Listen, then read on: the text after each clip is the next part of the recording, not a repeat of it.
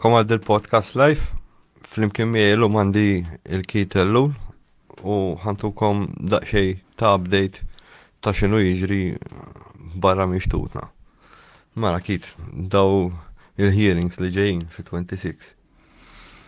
Mela, ħajkun hemm il-hearing u fit-26 u hemm lajdut li David Grush, il-whistleblower li ħareġ dal-aħħar, ħajkun qiegħed jixed u x'aktar x'ukoll ġifieri fuq Twitter rajt li anki Lou Elizondo ħajkun qed jixed ukoll. Wara kollox kulħadd jaf li Lou Elizondo huwa per se huwa Ribella del-biċċa xogħol. whistleblower minnu nnifsu bħal speċi bħala former ATIP x'ismu head of ATIP. ħajjixet ukoll insomma, issa naraw biex huma ħerġin Imma Lou Elizondo u David Grush second hand account. Second hand accounts. Imma qed jgħidu hemm lajdut ukoll li hemm 24 new whistleblowers u ħanaraw bħal speċi fil-futur x'għatru naraw bħal speċi. Taħseb li joħorġu il-materjal u hekk. Ara Sajan, li huwa tajjeb illi din hija it's a bipartisan agreement ħanajtek, ġifieri għandek ir-Repubblikani u għandek id-Demokratiċi hemm ħafna minnhom qegħdin jaqblu. Bħalma taf di Kirsten Gillibrand u x'ismu Rubio qegħdin jippuxjaw ħafna ġifieri biex toħroġ din il-bill insomma. Gallagher ukoll.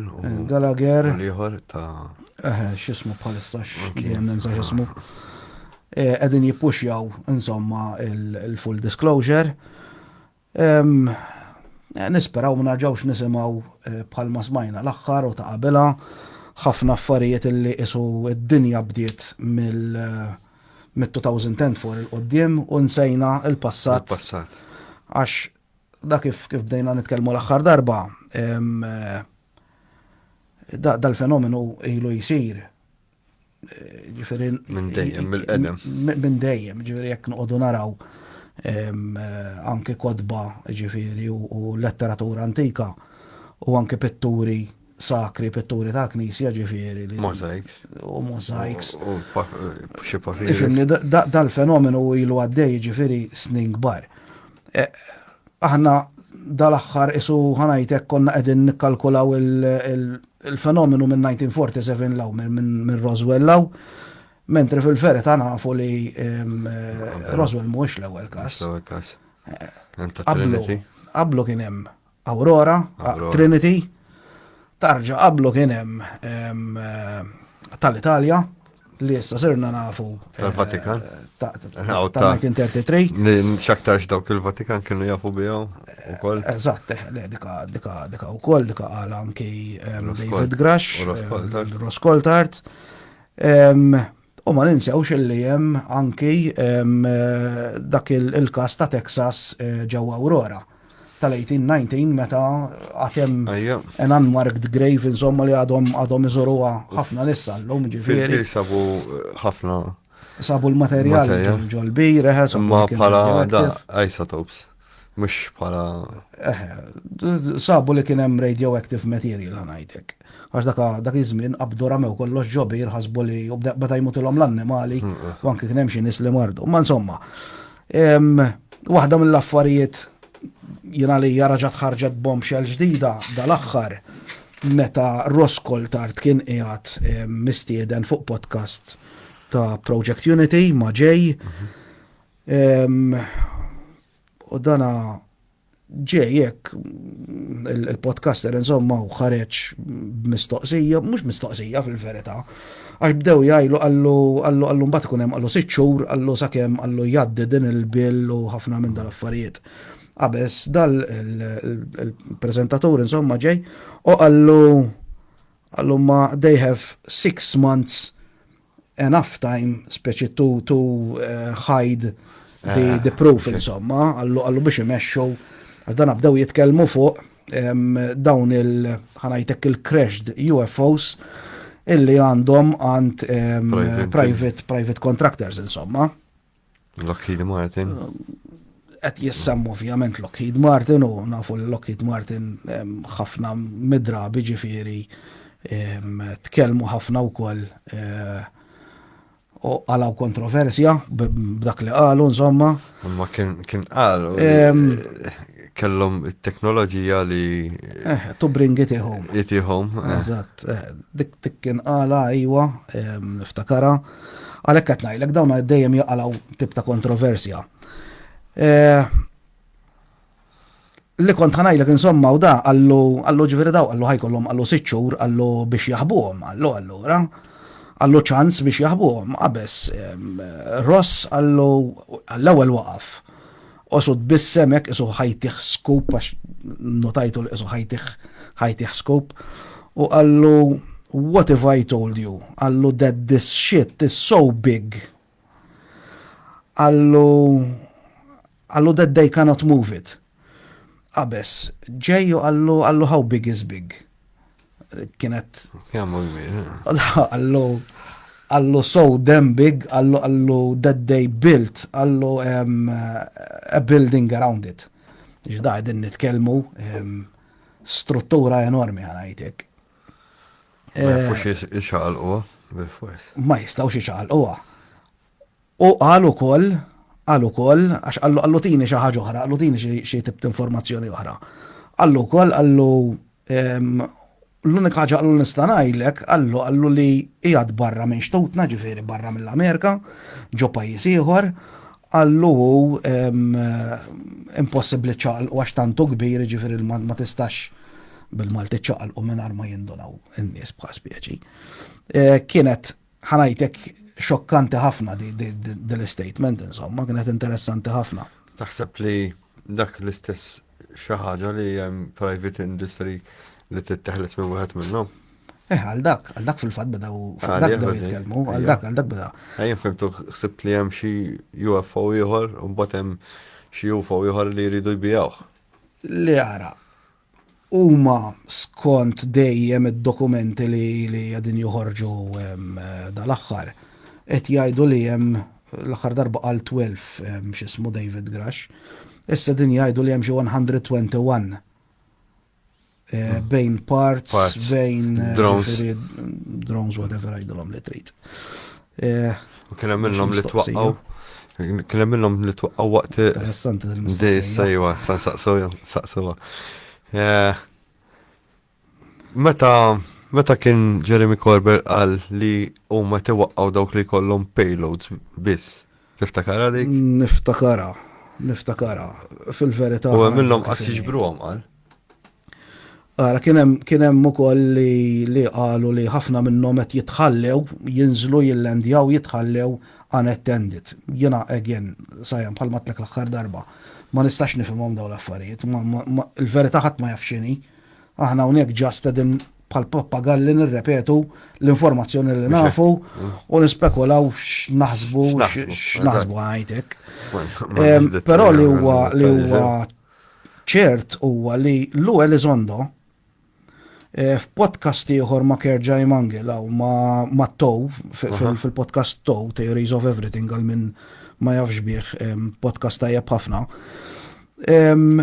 Kien għal xi ħaġa simili wkoll kien għallu they carve the mountain to hide it. Ġifieri dak kien hemm again ma nafx hekk qed jirreferi.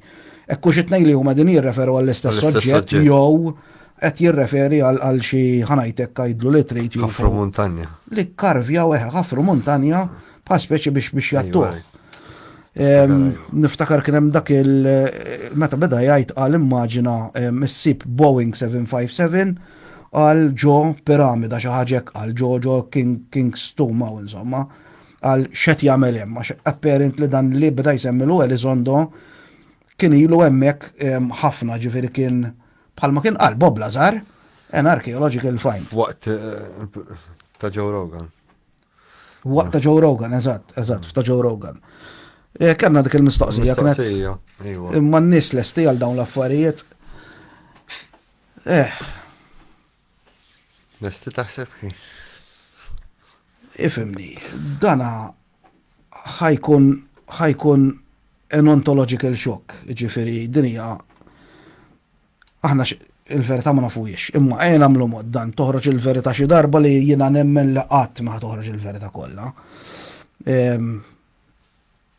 Ħanajdu forsi daħ jiġi xi ħadd naf l-Amerika tiddikjara bħalma tiġà ddikjarat li UFOs huma ta' vera, ma nafux nispjegaw, ma ovvjament daw hekk ħajajdu u nemmen illi ma jafux minn fej ġejjin. Anzi ngħidlek minn meta ġejjin mhux minn fejn ġejjin, għax jiena għandi dritt nispekula jien ukoll. Jien iktar milli minn fejn ġejjin, għax jiena bħalma ngħidlek dejjem żajjan jiena ma nemminx, mhux ma nemminx. Jien tifhimniex ħażin, nemmen illi hemm ħajja ekstraterrestri fuq dinjiet oħra. Alla ħares li, fimt? Kun vera ta' dwejja l-univers. Erħilu. Vera ta' dwejja jew ħanajtek jekk kien hemm kreazzjoni warajh vera bla sens ħanajtek li ma dispersjajx ħanajtek il-ħajja mal-univers kollu li ma nemminx illi jekk ta' ġifieri. Però jiena qatt ma mhux qatt, sorry, nikdeb. Qabel kont nemmen hekk li dawn huma extraterrestrials. Illum bl-informazzjoni li qed toħroġ bil-kodba kollha li qrajtu hekk, jien illum il-ġurnata aktar nasal naħseb illi dawn aktar milli minn fejn ġejjin huma minn meta ġejjin. Ġifieri they are tipo time travelers. U hemm il-ħsieb ġifieri li l-ħin mhuwiex lineari kif nimmaġinaw aħna, ġifieri għandek il-passat, il-preżent u l-futur, imma huwa parallel, ġifieri għandek il-passat, il-preżent u l-futur qed jiġru fl-istess ħin issa. U daw x'qed jagħmlu, dawna jiena lejja dawn huma interdimensional beings li qegħdin jikkrossjaw, jien naf għidilha li trid wormhole, kulħadd jaf x'inhu wormhole. U fil-fatt anki jitraveljaw minn dimensjoni oħra into time, ngħidlek space time. Dax naħseb Kif irnexxilhom biex jaddattaw għal fuq din. Kif naħseb jiena sajjan, kif naħseb jiena ovvjament, u dan iktar qed iġan ninkompli nikkonvinċi lil innifsi. Jien naħseb illi dawn huma interdimensional beings. U li qegħdin naraw aħna huma avatars. Ġifieri. Daw għajdlhom li trid spaceship, whatever, UFO jansejħulu UFO. Dan il-xismu għaw l-oġġett qed jassumi forma biex naraw ħaħna biex ovvjament jittraversja ġo three-dimensional environment tagħna ħanajtek. U dawn il-beings inti taf throughout history nisimaw daqqa nisimawhom twal, daqqa nisimawhom osra, daqqa nisimawhom ishom bnedmin. Daqqa suwe bid-dawl imdawwar. Daqqa ishom. Ġifieri jiena nemmen illi hemm dik it-teorija ta' the observer effect. Li jiena naħseb illi jidru skont il-cultural biases illi jkollu ħanajtek il-bniedem, ġifieri. Inti kont ikkaverjajt l-istorja ta' Ġuża. Eżatt. Inti għandek persuna li kienet reliġjuża, ħafna minn dal-affarijiet, allura x'qalet? Qalet Rat il-Madonna. deret il-Madonna u whatever hemm min jara l-anġli. L-anġlu wkoll. Hemm min jara d-demonji. U da bħalma ngħidlek dejjem is-soltu jien. X'inhu anġlu, x'inhu demonju, x'inhu ghost. Ta' Santa Teresa d'Avara. Dik tajba da wkoll. Santa Teresa. Santa Teresa, 50 Shades of Grey, għamil. Letteralment. Ma tantx Alien, għat id-dur u id-daħle la xaħġa f'kull toqba li sab. Da, hemm partita stejjer ta' ġifieri jekk noqogħdu naqraw anke l-istorja ta' Mosè li dan sparixxa l-40 ġurnata u 40 lejl. U meta ġilura raw ħiexal u wiċċu mibdul u ġilura ma kinux jafu fejn, bad waħda ġilura bit-tablets tal-komandament, insomma. Jena li it's a textbook. Abdu jadu rabbaqna sa' kif tala. Xaħġa titta dawra, l-bnidemek. Dik li kontet najlek jena li The Observer Effect, l-lum dak kien sar esperiment. L-axar darba jidil li semmejtu. di double split experiment. Għal minn ma sema bih. Dan huwa esperiment interessanti ħafna fejn indunaw illi meta bdew jisparaw dawl laser li id-dawl huwa photons sewwa. L-ewwel beda jaġixxi bħala wave u beda joħloq interferenza ġifieri tibda tara minflok żewġ linji, tibda tara ħafna linji. Meta poġġewlu strument biex jaraw x'qed jiġri meta jibdel il-forma, indunaw li beda jibbehavja jarġa' lura bħal particle. Jiġifieri dik illi kif qed ngħidlek l-observer effect illi il-bniedem meta jħares lejn oġġett qisu l-oġġett isir konxju. U bekk naħseb illi dali qegħdin naraw huwa trickster kif tħobb tajt inti u qed jimmanifesta ruħu b'mod kif nista' narfu jiena. Imma xiex. Għal xiex, le, jekk qed tissaqsini bħalma saqsejtni darba minnhom, għal xiex qed jiġi. Meta noqogħdu nitkellmu jiena inti. Man, dik ara, jekk nista' nispekula fuq kollox, għal xiex qed jiġi dik żgur ma nafx idea m'għandi. Forsi biex joħolqu l-biża'. Jista' jkun ukoll. Għandna mistoqsija wara l-każ tal-Skinwalker Ranch, moħħi fuq parallel dimensions ukoll.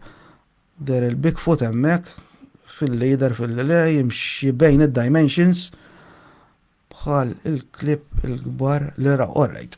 Dawk il-klip li daw pejpu sigaret, dik tajba, da x'kienu qed jagħmlu. U Dino Beaver u daqs kemm Skinwalker Ranch smajna ħafna stejjer. Kien hemm stejjer li mhumiex vera, fem. Kif beda jirrakkonta dak. X'ismu? Bigelow. Niftakar meta kienu qalu li raw Dino Beaver u ħafna minn da xit tajli vera jien naf, m'għandix idea. Imma l-esperimenti li qed isiru issa dal-aħħar ġo dik il-famuża triangle insomma, qegħdin jisparaw rockets aw minn daw ir-rockets iż-żgħar insomma u qabdu il-lejdar. Il-lejdar huwa radar imma biex l-lejdar jew xi ħaġa jgħidulu insomma. Undunaw li beda jagħmel forma ta' funnel. Funnel dik il-forma tal-embut ġej għaddejjaq u jarġa' jinżel funnel bil-kontra. Sparixxilhom rocket, ok. Hija sparixxilhom rocket, lekin hemm ħafna każijiet strambi. Dik hija l-forma ta' dik il-famuża wormhole li kien isemmi Einstein. U ftakru ħaġa waħda li il-klessidra u dik l-arloġġ tar-ramelaw, il-forma tagħha kif inhu. Funnel ġej dejjaq, dik minn hemmhekk hija simbolu wkoll ta' wormhole ħanajtek. Ma naħseb jiena jekk kien hemm xi ħaġa kien ħadha Bigelow. Ma nimmaġinax ħadu xi rods minn hemm. Dak kien hemm wieħed kien jiġbol l-istejjer. Kien xi surmast fi skola hemmhekk futa u kien jiġbol l-istejjer tal-istudenti u tan-nies tal-post. U mbagħad komplet tikber l-istorja bħal speċi. Mbagħad kien hemm dawk Shermans jew xkull jomhom kien.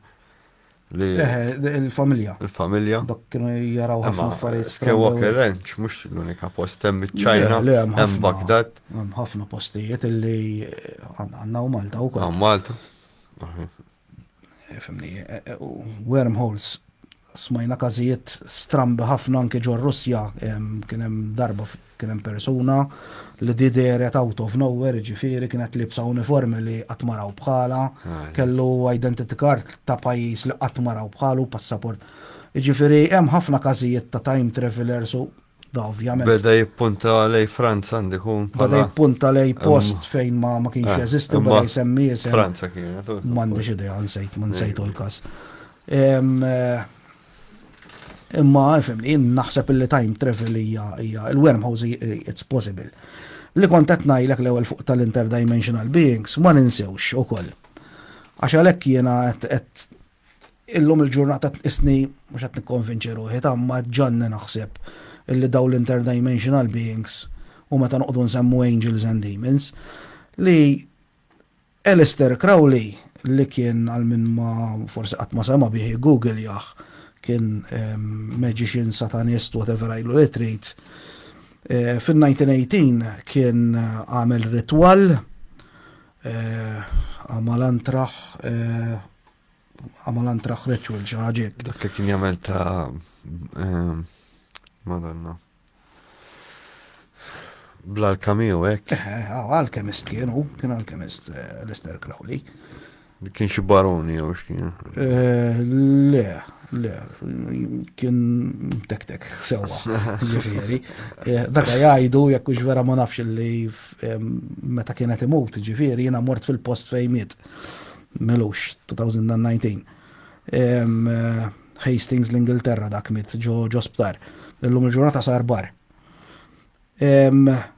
Dak jgħidu li ħajtu sħiħa bħala satanistu magician u medita anke ġol x'ismu għaw ġol piramidi u ntelef għal ftit ħin ntelef ġifier ma jafx xieġralu insomma.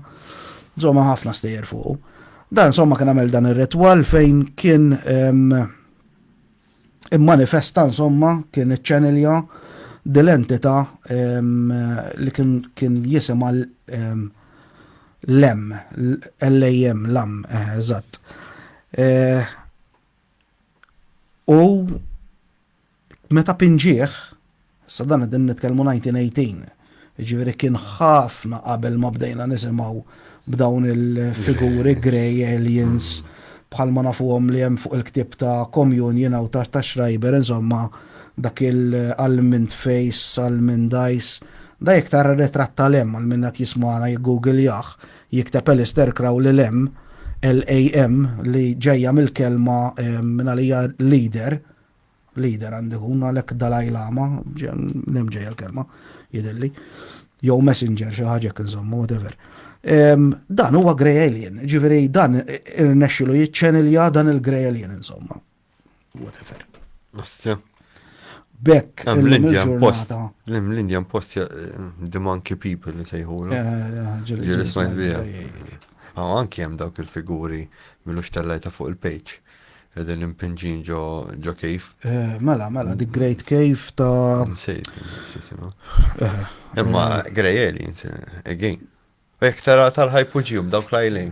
Jisom bħallum mija. Mux jek jisom. Meta kienu jaraw zimel, kienu jpinġu zimel. Meta kienu jaraw barri, kienu jpinġu barri. La pinġew ħadat jelleraw. Għalfej pinġew lajlejn. Ma saf, mux sinjali kienu għaddin jiġu osservati. Min jaf sajan, ħat ma jaf. U naħseb li qatt kunu naf. Minn mod artistiku. Għanna nistaqsi oħra. Nixtieq nisma l-opinjoni ta' Kate fuq id-Dialot of Pass Incident tar-Russja. Tar-Russja. Dak kienu żgħażagħ marru fuq espedizzjoni hux. Dak kienu marru fuq espedizzjoni, kienu mitu kollha, kellhom kamera ta' ritratti. Mar lura. Kienu weġġa saqajh u mar lura. Mela. Dak kollha mietu kienu sa fejna fin. Mela, kull ma l-ewwel ġurnata magħhom.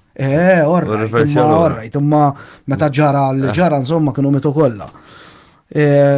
Daka meta Animal Predation ma kienx.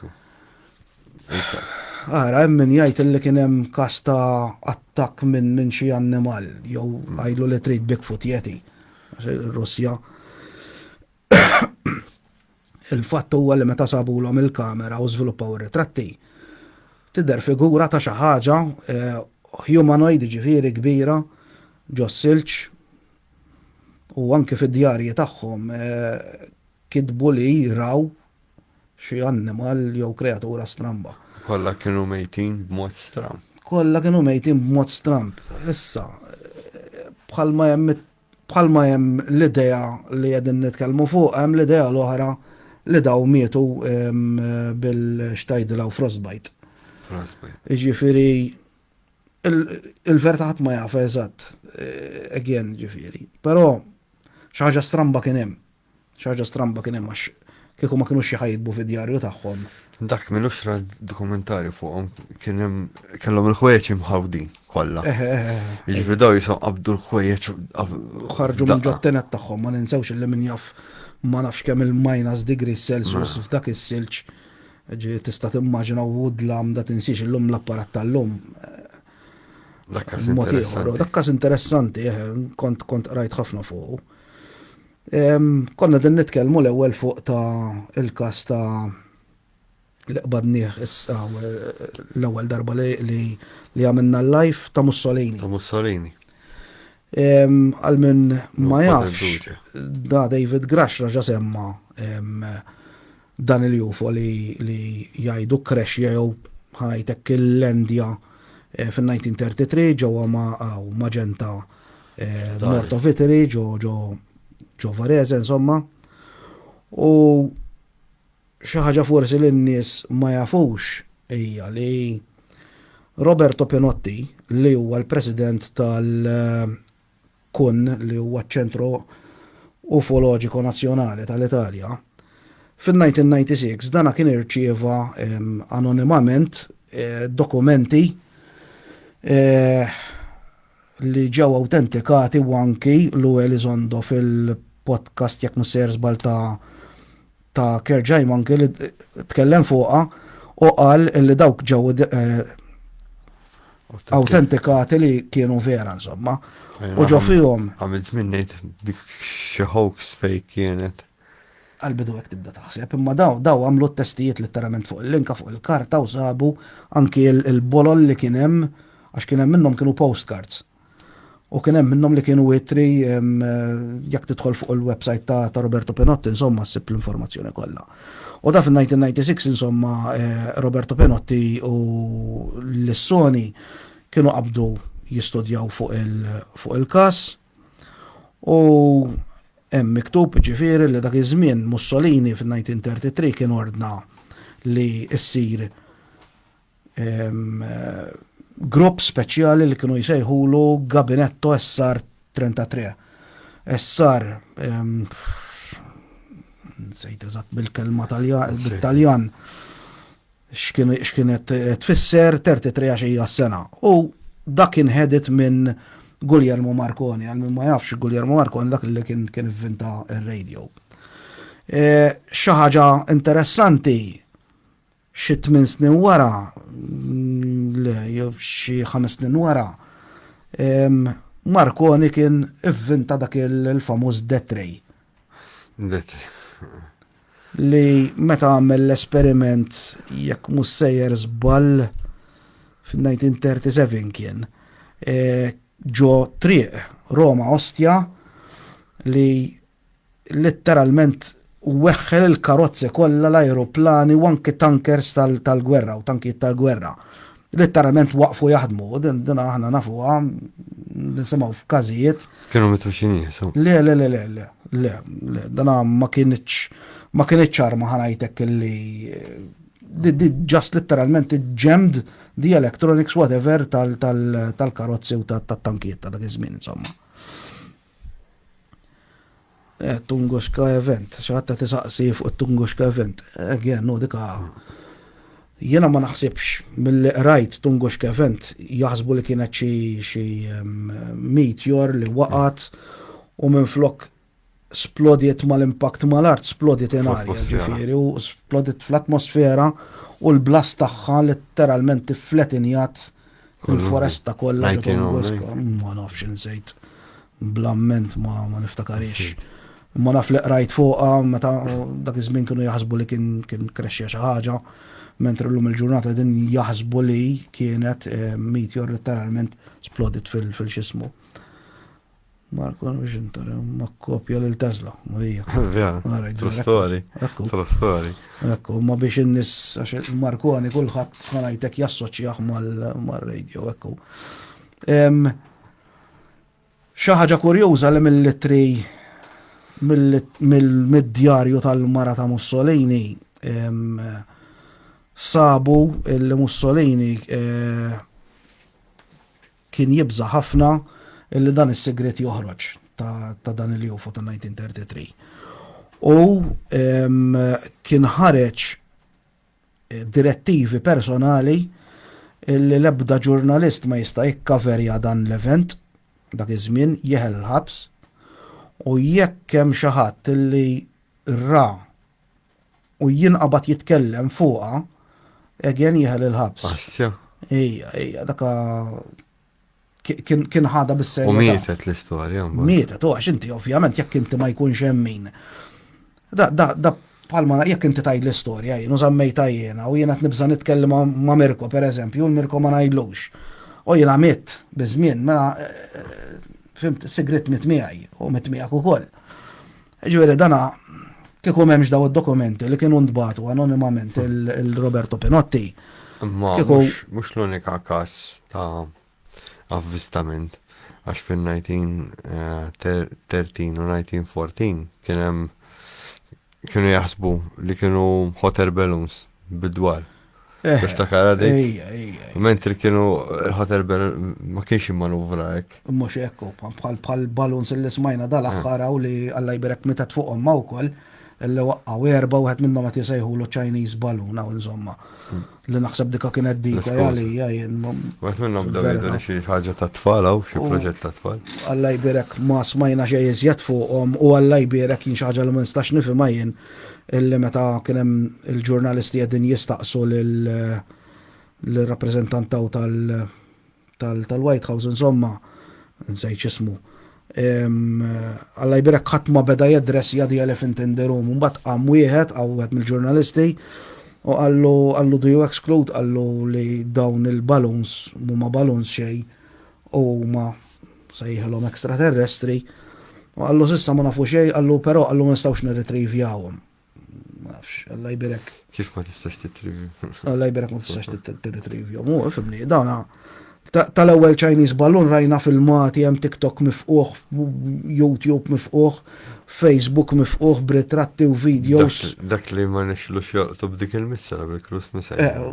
Dik oħra ma erħilu għax dika fil-verità l-ewwel ma kienet bda jippruvaw jigganjaw ġifieri għax inti missera tiswa €9,000,000 $1,000,000. Imma mbagħad waqgħu qed jgħid waqgħu bil-missela. L-ewwel missela ma laqtux u t-tieni missa ġifieri dan ramew $1,000,000 mingħajr letteralment għal-biċċa toj jew għajlu li trid. Imma insomma. Għax mistoqsija oħra Mirko. Mela. Xi mistoqsija? Waħda ma ġa tkellimtu fuq għal-ġimgħa li għaddiet. Ah. Ma għaddielek xorta. Las Vegas. Le, għara. Dikka tkellimna fuq għal-ġimgħa l-oħra. L-ġimgħa l-oħra L-ewwel waħda. L-ewwel live li kellna. Dika jiena għalija kienet letteralment hoax, ġifieri qasbis seret inkompli naħli ħin u nelabora nfittex fuqha. Mhux sar famuż. Mela, letteralment dana dawra u meteor għaddejja bħal maraw ħafna nies u f'daqqa waħda ċemplu 911 insomma u l-lajbera qed jaraw l-aliens 10 foot aliens. Palissa ġol Bowser. U ma ġo biċċa x'inhija dik? Bulldozer daqs naqra. 10 foot alien għadu 2 għall-lajbierek ma tadil kabina ta' dan il-bulldozer fija daqs naqra, ma nżoqqas jien ma noqgħodsew ġo fija. Imma insomma. Issa reċenti. Tal-aeroplan Ta' dik il-mara. Marret viral li. Dik marret viral u hemm dak il-video interessanti ħafna l min ma jafx. Jiggoogle janaqra u anke YouTube hemm YouTube u TikTok mifquħ bihom dan il-video ta' din il-mara li kienet qiegħda passiġġiera fuq aeroplan u di f'daqqa waħda qamet tajjed u twerzaq u bdiet tajjed that motherfucker is not real insomma għal xi passiġġieri ieħor u bdiet tajt he's fake u ħafna minn dal-affarijiet u hemm lajdut li qed tajt il-rat ħanajtek shapeshifter ratu jibdel wiċċu jibdel għajnejh ħafna minn dal-shit.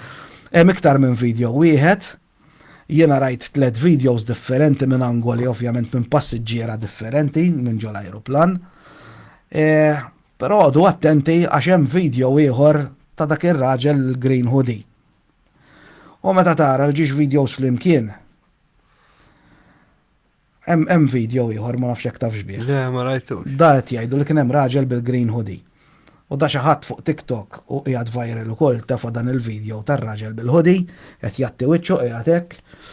U bdew jgħidu li kienu dak li kien passiġġier ħdejja li beda jibdel aw shape shifting insomma. Ima tidirx f'dan il-filmat fej jider dan ir-raġel li bes il-ħud il-aħdar. Assja, ma rajtu. U jidru, l-air hostesses jiftħu dawk l-overhead compartments għaw fej titfall bagalji il-hand luggage insomma. Imma n-nis li ħasra li ma jifmux hija di li aħna l-bniedem juqgħod iħares lejn dak ir-raġel li hemm bil-qiegħda mhux qed nagħtu każ x'hemm ġol ajruplan madwarna. Jekk tanalizzaw sew il-ġiex videos, kemm ta' dik il-mara, kemm ta' dak ir-raġel tal-green hoodie, dak aqqas huwa l-istess ajruplan. Jiġifieri it-tieni video huwa hoax. Jien m'iniex ngħid li dik il-mara perswas li rat xi ħaġa. L-espressjoni ta' wiċċa titkellem weħeda jiena fimt. Teħel ħabs fuq. Mhux ma naħsibx li teħel il-ħabs imma għax dina jekk vera ġenuna minn dit tibża minn xi ħaġa. Kieku inti titla' fuq ajruplan. U inti jiġik suspett jinnaf li taħdejk huwa jinnaf fajlu li trid terrorist. Jekk għandi dritt ninżel fuq l-ajruplan ma nafx. Ma nafx kemm hija ħanajtek ma nifhimx, imma ma naħsibx li ċat li ħajimpedi li milli insalva ġildi u nipprova nsalva l-ħajja ta' n-nies oħra. Dak il-filmat ta' dik il-mara stħajjiltu, dak il-film x'kien jismu Final Destination, ta' Final Destination. Ek stħajjiltu. Tinduna li dak il-video ta' dak kont ħaninsija, dak il-video ta' dak ir-raġel u ta' dik il-mara mhumiex l-istess ajruplan mill-overhead compartments. Meta tidher dik il-mara miexja fuq l-ajruplan, innotaw l-overhead compartments jinfetħu minn taħt għal fuq ġifri l-flap titla' hekk. Fil-video ta' dak ir-raġel l-overhead compartments jinfetħu l-isfel. U ġeneralment dawk l-overhead compartments li jinfetħu l-isfel ikunu ħafna kbar u ġeneralment ikunu ta' flights itwal. Jiġifieri laqqas huwa l-istess filmat. Għax li jiġri sfortunatament b'rispett kollu bħalma ġara fuq dik tal-Las Vegas xi ħadd raġa' semmi għallhom. Nodu attenti li ma noqogħdux nibilaw kollox u nitkellmu biss fuq ħajtek affarijiet dokumentati li huma fatti u rajt kulħadd jista' jispjega kemm trid jien nista' ngħid li rrid ħadd ma ħajkomandanix ngħid. Imma ma nippruvax dak li jkun inti informazzjoni ħażina għad tiġi misinformation. Jiena di xi ħaġa li ħafna nies joqogħdu bil-Malti jiena lek niddejjaq daw it-tip ta' nies li għandhom daw il-prophet syndrome u li tarhom jitkellmu tismagħhom jitkellmu b'ċertezza illi daw ġejjin minn hemm u ġejjin minn dik id-dinja u ġejjin għalhekk u qed jagħmlu hekk. Jiena tlift il-dak kollu fuq Stephen Greer pereżempju minħabba dik ir-raġuni. Meta jitkellem li ġejja gwerra. ċertu ċertezza li dan fimt. Fake war. Ma nafx, fimni, ċertezzi ħadd m'għandu u aħna ħanarġa' ngħidha hawnhekk jiena isni pakka gall, ġifieri qed nirrepeti dak kollu illi qed jiġri bħalissa li qed naqra fuqu, però nħobb nitkellem fuq affarijiet li huma fatwal, li huma dokumentati, mhux just nivventa. Mistoqsija, żewġ mistoqsijiet importanti. Jekk aħniex waħedna fil-univers u jekk hemmx ħajja wara l-mewt. Jiġifieri dawk l-iktar żewġ mistoqsijiet importanti, imma jisa waħda minnhom jisa. Jiena ħankun onest miegħek, jiġifieri mmaqqas biss minix ovvjament ma nafx nitkellem fuq dawn l-affarijiet, jekk hemmx ħajja wara l-mewt m'għandix. Le, ma fis-sens li rid ngħidlek jien jisa waħda minnhom jisa tiġi kif naqbad imwieġba. Jiena x'naħseb jiena nista' ngħidlek ħanajtek l-ideoloġija tiegħi u forsi twemmin tiegħi u x'inħoss jien. Nista' ngħidlek jien nemmen il-bniedem huwa ruħija eterna, enerġija li tirriċikla lejla nnifisha li tarġa' titwiela tajt li trid insomma ġo ħajja oħra li mhux bil-fors bniedem u mhux bil-fors annimal u mhux bil-fors ġod-dinja tagħna, ġejjin bekk nemmen b'rinkarnazzjoni. Però dik x'naħseb ġifieri m'għandix. Taħseb li kieku n-nies ikunu jafu tiegħu fid-dinja l-għada? Le, ma naħsibx li taqa' fid-dinja l-għada. Li jkun hawn kif għadlek l-ewwel ontological shock ejwa, dik żgur. Jiġifieri nagħmlu mod. Jiġi xi ħadd għada u jgħid in-nies ma dan skoprejna minn fejn ġejjin jew x'qed jiġu jagħmlu u l-bnidem huwa just container bħalma kien qal Bob Bob Lazar. Lazar li aħna Għandik stramba. stramba, ma again minn fejn ġaba Bob Lazar di tal-container. Fimt? Emmek ġanni naħseb xorta meta jgħid li aħna container ta' xiex. Aħna container għax forsi dawn huma kif qegħdin ngħidu interdimensional beings u they need a physical body biex jesperjenzaw il-ħajja tridimensjonali li qed nesperjenzaw aħna. Ma ninsewx jiena kif naħseb jiena l-bniedem huwa entità spiritwali qed jgħix ħanajtek esperjenza ta' umana għajtek, ġifieri aħna jekk irridu ngħidu li aħna containers dil-ġisem huwa just a container. Container. Ejwa, nasal. Forsi container ta' xi ħaġa oħra. Sajan, Forsi container jinnaf tiġbor l-emozjonijiet u titrasmettihom mill-moħħ. Mind is the soul, body is the antenna. u xaħat jgħid jien nagħmel astral travel. Hija xi ħaġa esperiment interessanti, jiena qatt ma milta. Darba naf li Kevin Falzon beda jitkellem fuq u ħadd pieċin nisimgħu. L-aħħar għamilta jiena għamilta blasel ta' tiegħi da l-HHC. Ġejt maħtamawx. Għamilta astral travel ta' hostja. Nagħmel astral travel biex tabxi frisko whisky mhux astral travel nagħmel jien. Però jien ma jnexxilix ġifieri. Mhux ħanitħaq bħattax. Le, ċek. Ma ġifieri nemmen li kapaċi nagħmlu dawn l-affarijiet why not too. Speculating, x'taħseb fuq l-AI robots ikunu containers ukoll? Fil-mija. Laqqas għandi dubju li dak li qegħdin naraw dawn kif qed issejħilhom inti jinsejjaħtilhom avatars. Sewa, avatar x'inhu? Avatar huwa ġbija materjali tridimensjonali li jiena naf b'xi mod trasferejt my spiritual self jew whatever ġo consciousness ġo dan il-container. Sewa, jien darba minnhom kont sejjaħtilhom silicone based robots. Jew jista' jkun ukoll magħmulin minn carbon base. Imma jkunu artifiċjali. Ġifieri kif tinħoloq il-ħajja. Biomechanical whatever, naf forsi daw sabu mod kif jikrejaw dawn it-tip ta' ħajdulhom robots artificial. Teorija ta' Transformers Blower Spark. Ta' il-ħajja. Mhux hekk, sajja, il-films jekk noqogħdu sejrin hekk, il-films ilhom jidrib fidjawna b'daw l-affarijiet. U hemm ħafna films illi jagħmlu sens. Jagħmlu ħafna sens daw il-films illi naraw. Ġifieri jista' jkunu li hija forma ta' AI. Why not too? Taf x'inhu stramp ukoll dejjem jissemma salfer. Ġil diskotejni. ħafna, jiena ngħidlek il-pura verità, interessajt ruħi ħafna da snin kollha ġifieri kull ħaġa li qrajt fejn jidħlu fenomeni paranormali. Naraw jissemma r-riħa ta' salfer. U riħa ta' salfer tissemma ħafna ġifieri meta pereżempju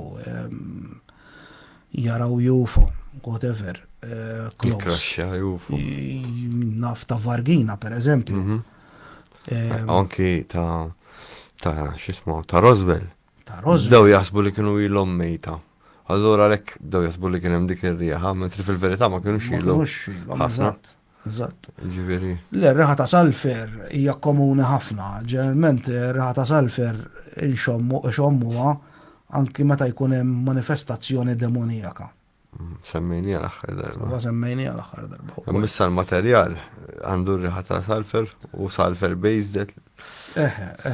Mill-riċerka li għamlu għaw daw il-materjal li għandhom fidejhom, insomma, qed isibu l-element ta' salfer u l-axħar darba fil-fatbat link.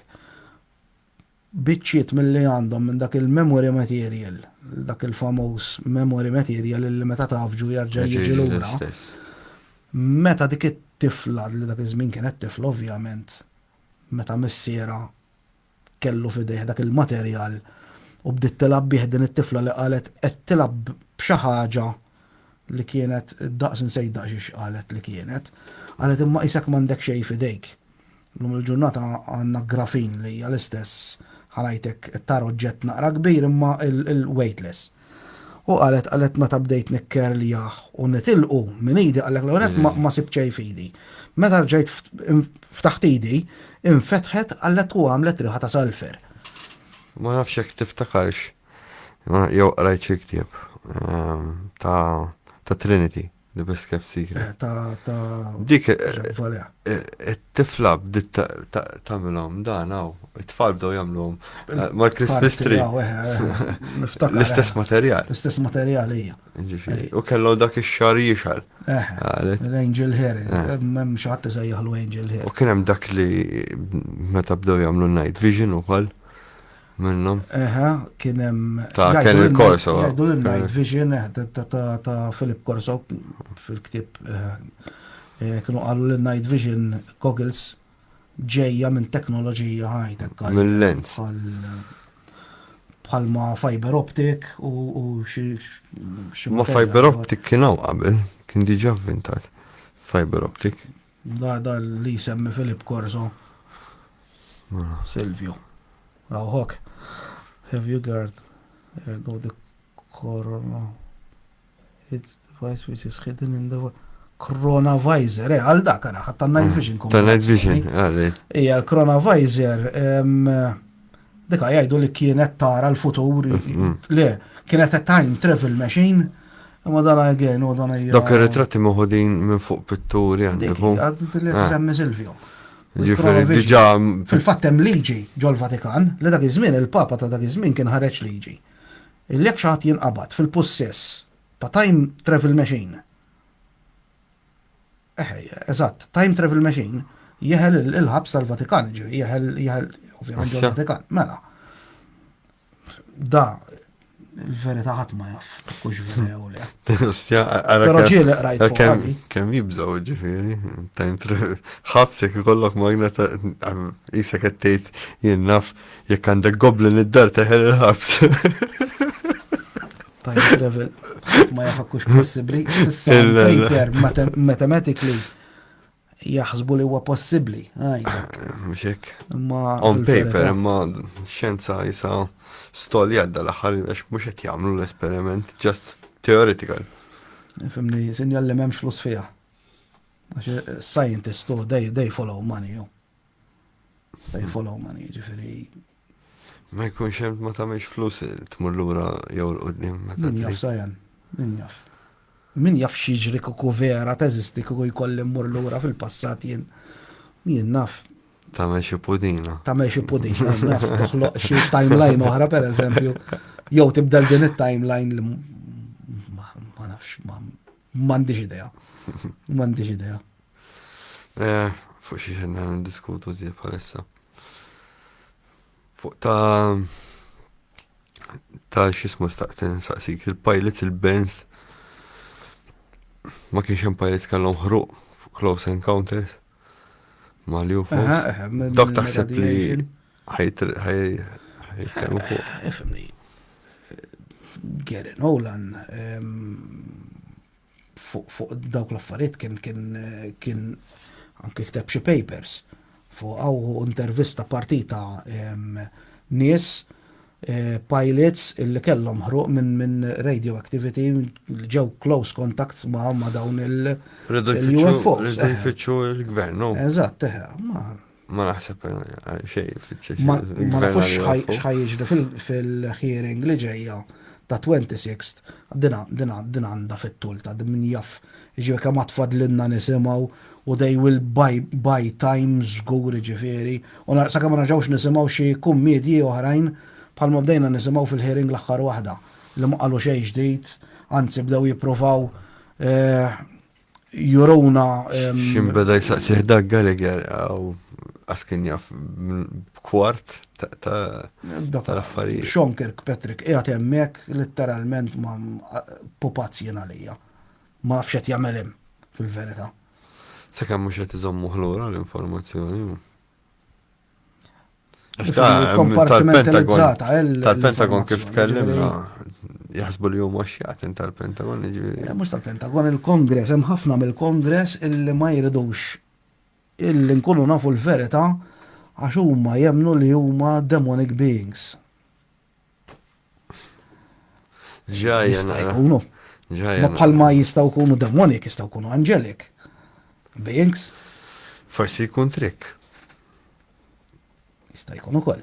Xek immaġinanti, kunet jilabba ta' tajjeb, imma fil-verità ma jkunx mhux hekk. tajjeb u Mhux hekk. bħal meta tgħid. Però ħanajlek ħaġa sajan. Jiena Jien ma narax tajjeb il-fenomenu. Storja, inti ma tarax tajjeb il-fenomenu? Fl-ebda mod, men, ġiġa sinister li jidħol fid-dinja, jiġi joqgħod josservak waqt li tkun qed kakkien naf jew tagħmel xi ħaġa pastaża, jew tkun qed tagħmel xi ħaġa meta tkun qed pastaż. Sawa. Jiġifieri da qed josservak, men, ħin kollu. Ara, di bħalma qallu Elizondo. Il-fatt illi qed jidħollok xi ħadd id-dar. U mwet jagħmellek xejn, sempliċement qed jidħollok id-dar u semma l-analogija għallek jidħol ħalla footprint tat-tajn fik ċejna pereżempju. Kieku inti tieħu pjaċir le ma jien ma nħux pjaċir. Ovvjament. Ovvjament, kieku rid nara minn daħal id-dar. Imma l-iktar xi ħaġa iktar stramba li ma ssib xejn nies. Imma li kon ġejbija hija di. Il-fenomenu qed jidher. U jista' jkun hawn debunkers kemm tridu u temnu xbihom UFOs għamlu li tridu. Però xi ħaġa qed tidher. Right? X'inhi l-ispjegazzjoni tagħha ħadd ma jaf. Extraterrestrial, time travel, kollu spekulazzjoni. Sawa, però l-fatt huwa li dawn vera jidhru. Right? Hemm dokumenti, hemm ritratti, hemm filmati, hemm eyewitness. Issa skoprejna. Nibatu n-nies il-ħabs. Is-sonars ta' taħt l-ilma. Taħt l-ilma. Avvanzati. Ħanajlek, xi ħaġa hemm. Issa, li hemm xi ħaġa stramba u ngħidu għaljeni dik jiena qatt ma qbilt magħha u ma nniżilix. Kollox jeħel l-aljeni. Però inkunu umli u ngħidu il-fenomenu huwa reali qed jiġri xi ħaġa. Sawa, xi ħaġa hu. Xi ħaġa hu żgur. Sawa, issa x'inhu? Ilu jidher minn żmien id-dinosauri. Fej qatt smajna pereżempju, mhux qed tifhimniex ħażin, mhux qed ngħidlek li l-fenomenu huwa tajjeb ta' ġifieri. Jien laqt ngħidlek li huwa tajjeb, laqas huwa ħażin. Sinister Alla. Sinister iwa, it's trickster. Għal xiex? Imma, x'qed jiġi jagħmel? Fimt għaliex qed jiġi fid-dinja jew whatever għalfejn it's crossing dimensions. Jien kemm il-darba qedlek tal-instrumenti. Inti tgħidli ma taġbokx daqshekk. Tal-istrumenti? Bħal meta ngħidlek, pereżempju, timmaġina id-dawl huwa jien naf il-klarinett, it-taħbit il-pjano eżempju. Mbagħad dawl jintaqgħu kollha f'daqqa xi darba u jagħmlu orkestra. Ma x'qed tajt biha? Ġifier inti qed tajt li xi darba. Ma what's the use li pereżempju qed jidher Il-fenomenu m'għandux immaġinazzjoni, ħajlek għax m'għandux immaġinazzjoni. Le għax dejjem repetittiv. U jekk toqgħod tinnota. u dejjem differenti għax mhux dejjem l-istess. Imma pereżempju għajnejn, figuri suwed. Dejjem l-istess, jisu pattern jieħu, jew nkella x'dak li tkun tittara inti. Pereżempju tara Madonna kif qed inti, jew jinnaf, imma da dejjem isegwi jisu in-noti tal-mużika, dejjem isegwi l-istess pattern. Fimt? Jien iktar ngħidlek il-fenomenu jimmanifesta skont int min int. Nafu nkunu għaddin jina u inti. Naraw xi ħaġa, int tara mod u jien nara mod ieħor. Tajli allura xettaj, li tajli hija dina aħna din niġġennu kollettivament ġu jiena u inti. Li naraħ jiena u qed niġġennan jiena nifhimha ma naraw ħetnej. At one point. Għalhekk għatlek di observer effect. At one point, jaf tkun xi ħaġa żejra tikka li ħad iffakjalek moħħok u ġelek taħseb. Tkun esperjenzjajt il-fenomenu, imma kulħadd at one point ħajkun esperjenza xi ħaġa ta'. Aw minn dellu d-dawl. Għaw minn mara xejn. Aw minn sama. Kemm hawn nies illi ma qatt maraw xejn f'ħajjithom kollha, saqsihom in-nies. Fimt? Jew kellek taqbad in-nies kollha tad-dinja u saqsihom inti qatt rajt xi ħaġa stramba. Jew ma Jiena jkunux jgħid jafu. 3/4 minnhom ħajgħidulek le. Jew ma jkunux jafu. All right. Per eżempju, Minti għatlet li trickster. Trickster. Għaliex ġi biex ibeżza jew biex Eżatt, wassal eżatt. messaġġ. Jew jitnejjek bik. Maliex ma tnejjekx bih. Jgħidlek X'mandunax bih. oqgħod titlob. Eh. Għax ix toqgħod titlob. Again, Sajan, Jew inti darba kontat let li military procedure. Għat li Eżatt. xi darba daw għat jiġu. jiġu u Ma nġed- għas biss ikunu nafu. Għaliex li ġew. illum? Għaliex illum? Għaliex mhux fil-passat meta id-dinja kienet għadha sura mhux issa llum il-ġurnata wara l-ġibni għadha aħna. Għalfejn All right. in-nies imorru l-Eġittu għal-kaċċa. Għalfejn per eżempju aħna nagħmlu nżommu n-nemel ġo akwarium daħġiġ u noħolqulhom. Enti qed tajt aħna żol ġifieri. Letteralment. Ejwa, ara jista' jkun ukoll. Will price Taħsbu li huma orbs onesti, mhux trappi u insetti. Ara. Hija mistoqsija vera sabiħa, interessanti. Interessanti. Issa, jekk qed titkellem fuq orbs dawk li naraw meta ħanieħu ritrattaw ġew jien ma jafnix jiena fotografer, ġifieri għandi naqra ħanajt idea ta' fejn tidħol fotografija. Ġeneralment dawk l-orbs li naraw dawk it-tikek ikunu umdeta fl-arja, jew trabijiet. Issa, jekk inti qed tirreferi għal dawk l-orbs bħalma rajt jiena orb kbira, ġifieri t-tir, u rajta bajnejja mhux ġo ritratt. fuq il-baħar. Fuq il-baħar, Bħalma rajt jien dik hija fil- orb li kien fiha daqs whatever, karozza tal-linja jenna falla daqs Beetle ha. Jenna fajdu li ma nafx kemm kienet kbira, ma kellix referenza ma xiex inkejjel magħha. Però rajt orb, sekku xal dik qed tirreferi, ma jsemmit l-insetti. Tiftakar darba kont batlek ġiex Ta' ritratti. dragons li batlek jiena u intet l-insetti. Le, jien kont batlek ġiex ritratti. Kont ħattom jiena tal-Flying Rods. Darri. Mela, Tlieta batli. tlieta. Tlieta. Dak darba kont ħadd xi ritratti San Ġwan fil-wiet kien sema griża sewda dlam, forsi Mirko jista' il-qoddim itallaħħom fuq il-page u nispjegaw xi ħaġa fuqhom. U dan insomma jien ma rajthom waqt li qed neditja ritratti insomma jidru tnej jew tlieta isu line b'wave ma nafx hekk qatt rajtuhom. Jisu trapan. Isek qed tara proset trapan. Biex tiggoogle jaw tkunu tafu fuq xi qed nitkellem Sky Rods jew Skyfish. U dan qabel kienu jaħsbu li dan huwa fenomenu insomma xi spirti jew xi UFOs jew ħafna minn dan imbarazz Jew xinzi animal. Mux skopert. li fil-verità dan mhux ħlifa safari tiru jew insetti jtiru. Dak Steve Quayle ta' għal-axħar. M'għandix idea minn fejn oriġinat Dak li dik. kien jgħid li għandu l-fjeri. Dak li skaletru bil-ġujena. Oh, l-imbazzaru jafu li kienet bullshit kollha, ma insomma. Dak ir-ritratt insomma ħattom b'kamera fuq automatic, għas ġifiri manual, ħattom at 100 of a second, li ġifiri jieġu 10 milliseconds. Issa, jekk inti tikkalkula kemm itir asfur tal-bejt, asfur tal-bejt itir average ta' 45 km/h, li jieġu 45 ċaħġa 45 milliseconds insomma. Ġiviri jena kontet nixbet 10 milliseconds ma shutter speed tijaj kien iktar slow mill-asfur tal-bejt. Li jekk iku kien asfur tal-bejt. Mela allura jena automatikament ħanġib dak bħalma nixbet ritratti jena dak li jissejħ long exposure. Imma minn flok long exposure ta' sekonda, ġis sekondi, 10 sekondi jew 4 minuti, daħat long exposure ta' 110 milliseconds. Imma peress li l-oġġett kienet jittravilja iktar mix-shutter speed, allura inti ħajġi rekordjat bħala line u ovvjament il-fleppjatura tal-ġwienaħ tiegħu ħatiġi dik il-forma ta' wave. Jien naħseb li kien asfur tal-bejt, ma kienx ħamiema, għax ħamiema nsejt kont ir-riċerkajt ta' average speed tagħha, forsi Mirko jista' jiggoogle janna xi nsejt kemm. Imma żgur mhux ħamiema, għax ħamiema u aħna l-iktar ġiexa safar komuni li għandna. Flamingos ma tarax. Safar oħra ma tantx tara u Malta 60 km sara għandna waħda. Ma nafx kemm jiġu. 60 ostja. In kilometru, m'għandix idea kemm jiġu. 143. Issa. 89 dak. Tkun qed tiġri ma. Għalhekk qed ngħidlek u 143 issa għamel 143 km/h in milliseconds kemm jiġu. In l-ostja. Le, għax minn hemm tittinduna daw l-affarijiet, u mhux taqbad u tajt isma' rajt UFO, rajt orb, għax b'rispett kollu jekk ħanqogħdu nemmnu kull ritratt, kull girfa li naraw f'ritratt, u Aħna kull dubbina li naraw f'ritratt. Jiena u Mirko nixtiequ naraw dak il-video tal-orb tal-Esplora.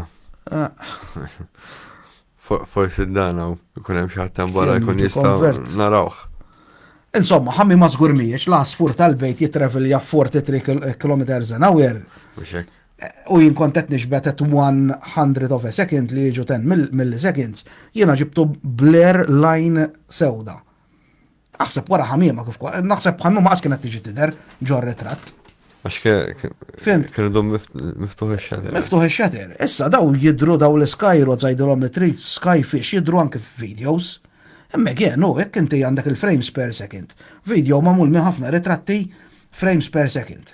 Jekk inti qed tieħu ritratt bi frames per second li huwa baxxa 24 frames per second pereżempju, fimt? No, għandek speed biżejjed biex taqbad l-asfur u tifriżaħ. Allura ħaġġibu jidher isu blerjat. Milux batonna ritratt ta' Mirko. Ejju. Dak kien hemm mara edha tippoża raġel tagħha kienet tieħu ritratt u jidher qisu l-istelt il-bomber men. Letteralment, seqer astja. Kien seqer. Seqer. Mhux hekk. Mirko, Sajan, tara ritratti. Milux xi ħadd ġenwinament fuq xi grupp tal-fotografija fuq Facebook. Tefa' ritratt jidilli ta' filfla u ta' xi ħaġa sewda. Ħdejn filfla. Laqas il-ħadd rajt għaddik dubbiena. Miskin dan ir-raġel beda jistaqsi ġenwinament għal what is this? Għal is this a UFO? Fimt? Dubbien astja. Dubbiena, tidher li dubbiena ġifieri. Bħalma riċenti fuq Skinwalker Ranch, fuq il-daw il-series ta' Skinwalker Ranch, raw UFO li jena lejja bir-rispett kollu dika kienet dubbiena miexja letteralment fuq il-lens. Dubbiena żgħira. Astja. Ma tistax toqgħod kull farka li tara fuq ritratt u fuq video. Fimt? Ma jistax ikun daw l-affarijiet. Tittamel l-analiżi tiegħek u tirriċerka. Kollox. Mhux kollox mill-ewwel aliens UFOs ma taħdimx hekk l-affari. X'għadd jistaqsi, have you heard about the Rangers and Wranglers, the two alien group that were? Ma nemmenx bihom daw l-affarijiet. Dispjaċini. Dak tal-Kanada irridu nsaqsu. Ma nemmenx bihom daw l-affarijiet, fimni, again. X'kien dak tal-Kanada? Tal-Kanada? Li ma nafx kemm il-rejsem. Mela, kien semma ma nafx kemm ir-razza aljena. U d-dejja gwerra. Fimni tajli allura bħal dak ma temnux, Heljer. Raw, kien il-former tad-DOD, ta' Department of Defense tal-Kanada. Jien naf tajli qed jitlef moħħu. Jien naf. Fimt? Ġanka tal-Izrael għal ukoll? Tal-Izrael għal ukoll. Dak, li hemm Confederation. Ma nafx. Jew biex Jekk hemm xi ħaġa li jagħmel xi riklama xi ktieb. u mhux hekk. Fimni li aliens qed waru u qed jiġu fid-dinja tagħna, x'qed jiġu jagħmlu fid-dinja tagħna, fimt? Problema. Jien ma nemminx b'dawn l-affarijiet, jiddispjaċini, ġifieri. Skużawni, jekk tippretendu li nitkellem fuq dawn l-affarijiet jiena nħobb nitkellem fuq affarijiet li huma dokumentati, fatwali, ħafna nies ħajdulek li mhumiex veri, iwa, rajt, naċċettaħħa. Imma ma rridx noqgħod nitkellem fuq affarijiet li xtaqra fuq magazines, tabloids u fuq websites li ġeneralment ikunu fake. Mela stejjer. Fimt? ħafna li nies li jagħmlu ċertu stejjer jien naf. Illum malajr nitfalek fake news u llum titfa' website iġib Bħal dik li sarqu l-parts ta' li sab ta' velop li jetlek u bat ma sibtix waqqawa. Sibta tajjin. Sibta? Ija, għax Vilob, issa għadu kemm għamel dak il-proġett li marru jitellaw xi remains minn il-bahar insomma u sabu xi spheres, microspheres insomma ħankun onest mi għadni ġifiri rajt ftit fuqa ma nafx qed jifraħat jorina dan il-bot biċċekċeka ġo fihom qed jgħid li dawn huma extraterrestrial material nafx meta t-esperjenza tkun taf xiex imma ma fimtux. In general naħseb. In general, lejna kelli esperjenzi minn ifittex il-podcast hemm għandi erba' esperjenzi jien. Ma jfissirx li għax ma jfissirx li għax esperjenza jt allura kull ħaġa stramba li tiġrili. Ma tistax tgħid li għaljen da, maħna ma nafux x'inhu. Fimt, hemm affarijiet li aħna għadna ma nafuhomx. U ħanerġa' ngħidilkom qabel laqqas qatt ma nkunu nafuhom. Sakemm nkunu għadinu. Fimt. Għandna x'mistoqsija oħra qabel ma nagħlqu Mirko. M'hemm xejn. Nagħlqu. Nirringrazzjak Kit tal-li ġejt għall-darba oħra. Thank you inti Sajan. Forsi ntu għam update il-qoddim. Issa, dal-waqt ikon ma, tajtu għax issa 26. 26. Narġaw nisimaw naqra informazzjoni oħra, forsi ma tafx kifu. Sa naraw. Forsi rawna xi ritrat jew video ġdid.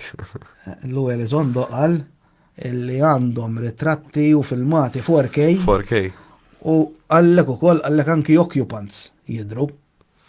Dik nara heavy, Heavy ħafna, dika minna n-nifisa dik tiġi ontological shock.